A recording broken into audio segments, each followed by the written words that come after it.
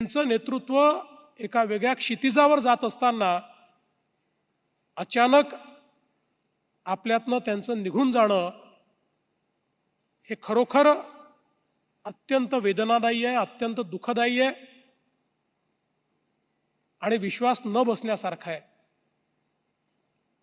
खरं म्हणजे निश्चितपणे सुनेत्राताई असतील, पार्थ आणि जय असतील, पवार कुटुंब असेल, यांच्यावर तर हा आघात आहेच.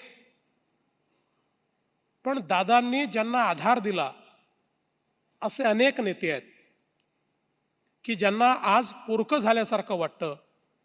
असे अनेक कार्यकर्ते आहेत की ज्यांना नेमकं कोणाकडे जावं असा प्रश्न या ठिकाणी उद्भवतो.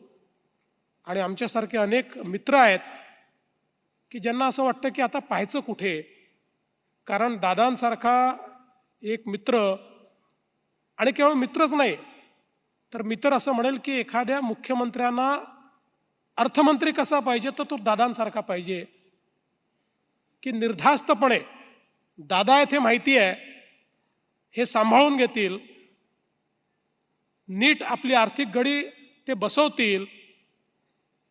अशा पद्धतीनं एक मनामध्ये ठाम विश्वास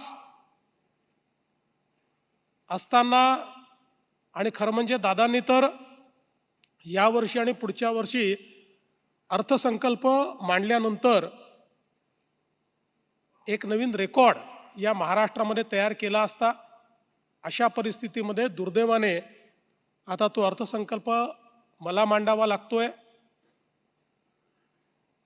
पण मला असं वाटतं की जी आर्थिक शिस्त या महाराष्ट्राला दादांनी शिकवली त्या शिस्तीतच तो अर्थसंकल्प मांडण्याचा प्रयत्न हा मी करेन.